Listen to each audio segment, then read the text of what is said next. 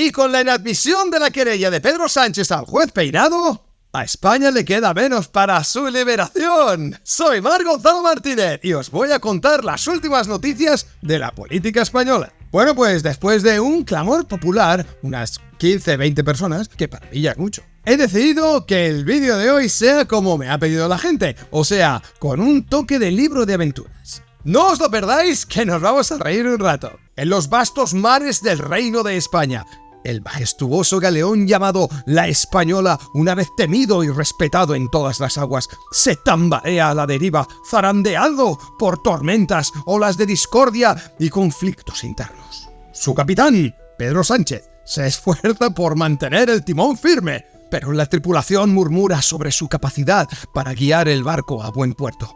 El rumor corre por la cubierta, el navío está al borde de un motín y su capitán se enfrenta a una tormenta aún mayor.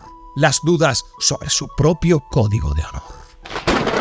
Un rayo cayó sobre la tripulación cuando el contramaestre y fiscal general Álvaro García Ortiz fue imputado por el Tribunal de los Mares Supremos. Tribunal Supremo, por haber revelado secretos en el caso que implica al mercader Alberto González Amador, el cual, haciendo honor a su segundo apellido, es Amador de la almirante de la fragata La Chulapa, Isabel Díaz Ayuso. Según algunos marineros, la información confidencial había expuesto negocios turbios por los que se beneficiaría en tiempos de la peste pandémica de la COVID, aunque algunos argumentan que fue un error en medio del caos. Esta acusación contra el contramaestre García Ortiz ha sacudido la cubierta y tiene a la tripulación del galeón en vilo. Sin embargo, el capitán Sánchez, conocido por su testarudez al timón, ha salido en defensa de García Ortiz, afirmando ante la tripulación que ha hecho lo que debía hacer para perseguir a los piratas y ladrones que infestan los mares de la política.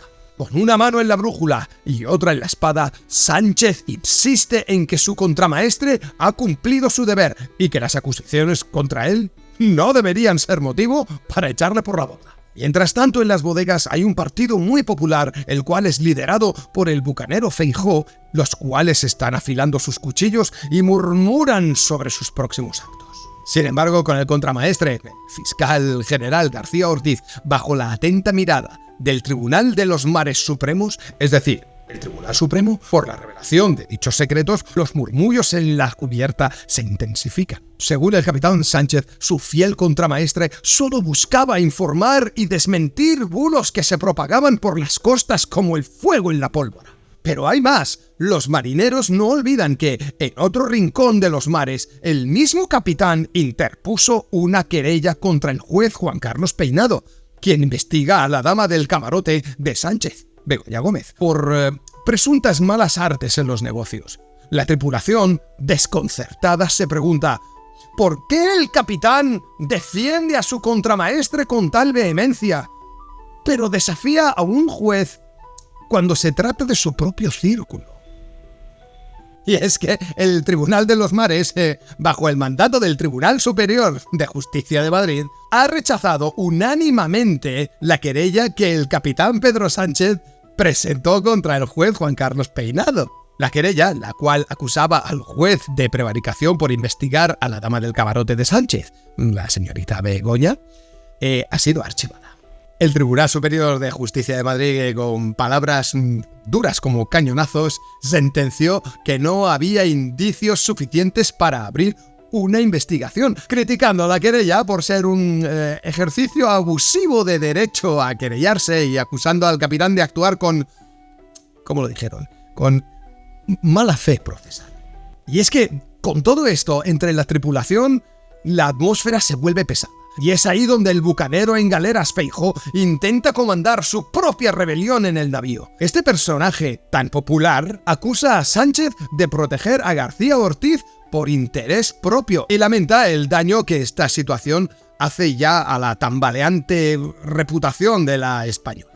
Desde otros confines internacionales como Bruselas, los corsarios rivales observan el escándalo con mirada afilada como tiburones rodeando un barco a punto de hundirse. Y mientras el navío se tambalea, una poderosa figura emerge sobre las olas. Isabel Díaz Ayuso, con el viento soplando a su favor, lanza sus cañonazos desde la proa de la fragata La Chulapa.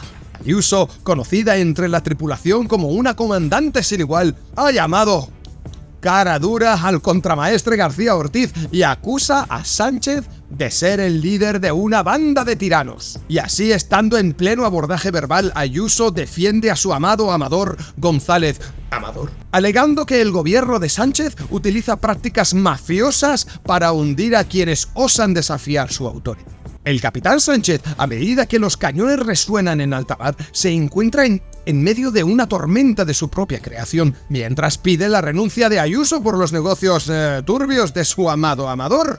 Algunos en la tripulación se preguntan por qué su misma brújula no le guía de igual manera en el caso de su propio camarote. Sánchez, que exigió explicaciones a Ayuso por el caso del fraude fiscal de su pareja, parece no recordar que esos tratos ocurrieron antes de que los dos compartieran el timón. Por otro lado, presenta una querella contra el juez Peinado, que investiga a la dama de sus aposentos, Begoña Gómez, mientras se muestra firme en la defensa de su fiscal general. Es por eso que la tripulación empieza a preguntarse si Sánchez ajusta las velas según sopla el viento.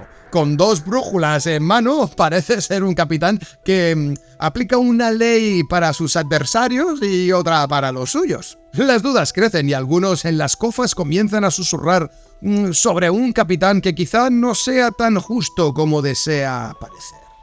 Con cañonazos cruzando de un lado para el otro el mar político, la tensión entre el capitán de la Española y la poderosa chulapa madrileña sigue en aumento. Ayuso acusa al capitán de liderar una nave corroída por la corrupción, mencionando por nombre a algunos de sus oficiales de confianza que han sido señalados por llevar a cabo negocios turbios. Y mientras, el capitán Sánchez pide explicaciones al partido ese tan popular.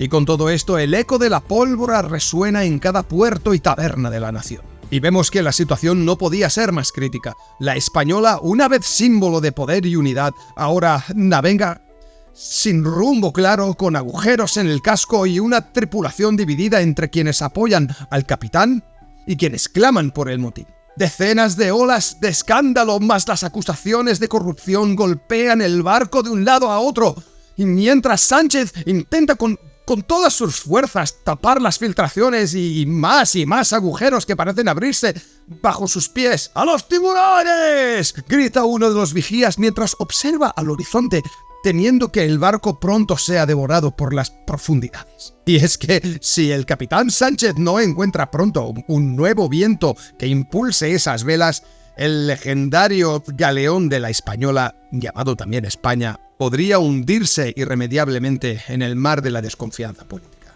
Y hasta aquí el vídeo de hoy. Espero que os haya gustado y recordad darle al like, al botón de suscribirse y sobre todo hacer comentarios, que me encantan y me gusta mucho responder lo que os respondo todos.